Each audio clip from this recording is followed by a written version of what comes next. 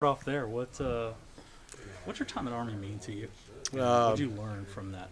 it was well, I'd been with Jim Young at Purdue for 3 years, and then he got out of football for a couple years. He retired, and then he took the head coaching job there at West Point. And so I was fortunate enough to get back with Coach over there at West Point, and was there for 8 years. So it was really a great experience. That's a place very unique in its own right, and you've gotten a unique situation because you're working with young men that aren't necessarily on athletic scholarship or on academic scholarship, but they're playing the game of football because they love the game.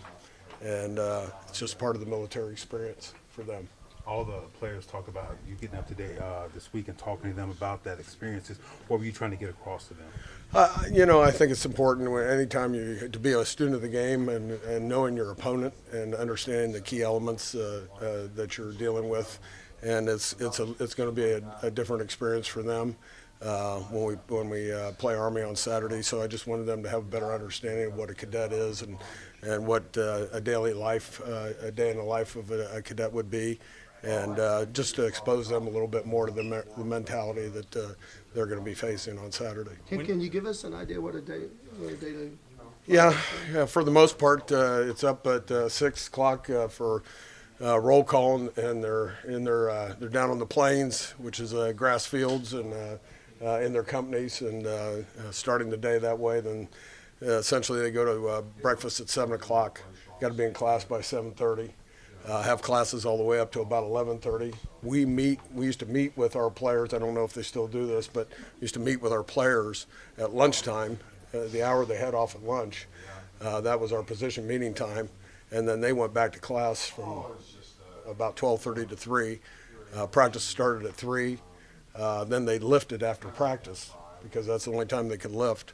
And then they'd go back to dinner and be in the rooms about 7 o'clock and lights out at 11. So it was a full day.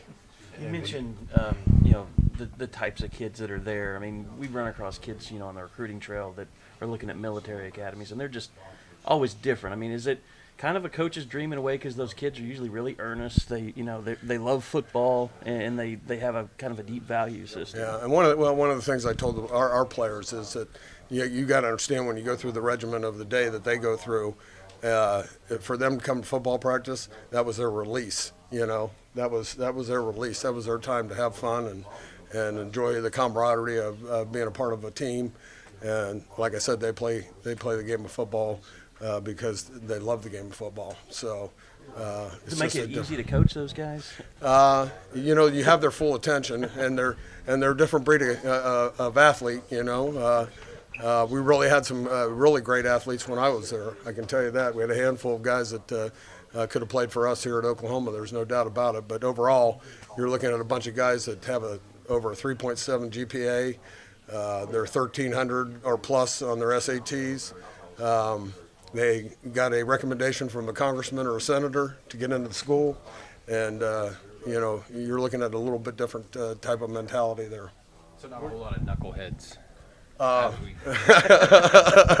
I can't say there weren't any, but you were in good shape with that for the most part. In the case when that did happen and there needed to be disciplinary action, what is the difference between doing it here in Oklahoma and then doing it at someplace like West Point?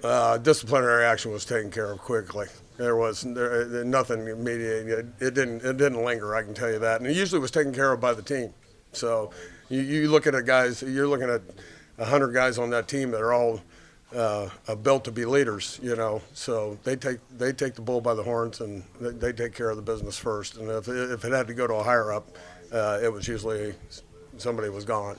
Obviously they know how to follow chain of command. So did that make it easier for certain guys to step into leadership roles because they understood that, and certain guys? Yeah, and that's what they're trained. Yeah, over the summer, they're all put in leadership roles, for their military training. So that occurs. In a way, year-round for them, but obviously in the summer when they're going out, they're all given leadership roles, especially the upperclassmen. And so there's a lot of leaders on the team, and so that was a good experience for those guys to work under that situation. When you arrived in West Point, did you know what to expect? How different it was going to be? Having never been to a military academy before, no, but you're looking at it, one of the most prestigious places in the country. It's a great setting. It's the tradition there is unlike any other. You think of the people that pass through those gates and were a part of that system. It's pretty remarkable. It's really a great opportunity for me when I got there. And my wife's from Highland Falls, which is I met her at Army, and that's a little town that's right outside of West Point. So that was a bonus for me. What was it like for that program when you were there to have a game like this, where you get to go on the road and go against a place like Well, that? I'll tell you what, it's been a down program. I think they had 20-some losing seasons when Coach Young arrived there, and then within 6 years we went to 3 bowl games. So I can remember 2 games vividly. We played at Tennessee twice. We were more than 3 touchdown underdogs in both scenarios. We tied them the first time in 94 or 84. I'm sorry. And then in '86 we came back and beat them in Knoxville. So we played Alabama in the Sun Bowl. Our fullback had 250-some yards in the Sun Bowl game against Alabama, and we had 2 field goals blocks and lost by 2 points in that game against Alabama. So we had some great experiences. We played some great teams. Won a Cherry Bowl up in Detroit, Michigan against Michigan State. So our guys got up for all those games, and that's what I was trying to explain to our players. They're not going to be intimidated by anybody. So they're going to come in here full of, excitement, and to be in front of a big crowd like this is just going to make things even more exciting for them as players, and they'll gravitate to it. What was the key when you got there to turning that program around, and do you see it emulate sort of what Jeff has done? Well, Coach Young, his first year there, tried to throw the ball a little bit, and then he watched Air Force and Navy running the wishbone, and the next year we went to the wishbone. So he knew the type of athletes that we had and the type of talent that we had, and it just fit it perfectly for us. So that turned the whole program around when Coach decided to go use the triple option, and so that was intriguing. How much does that triple option the Army runs, does it neutralize kind of the athleticism of the opposing?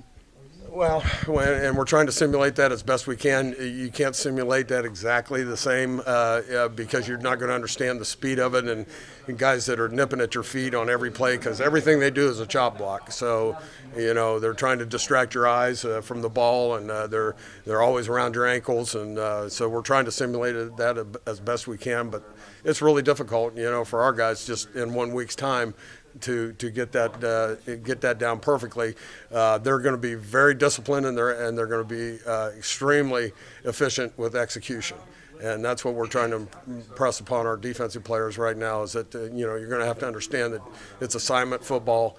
Wishbone is option football, is assignment football. Somebody's got to take the dive, somebody has to take the quarterback, somebody has to take the pitch, and we got to have guys in the right spots. We'll do that. Okay. Thank you.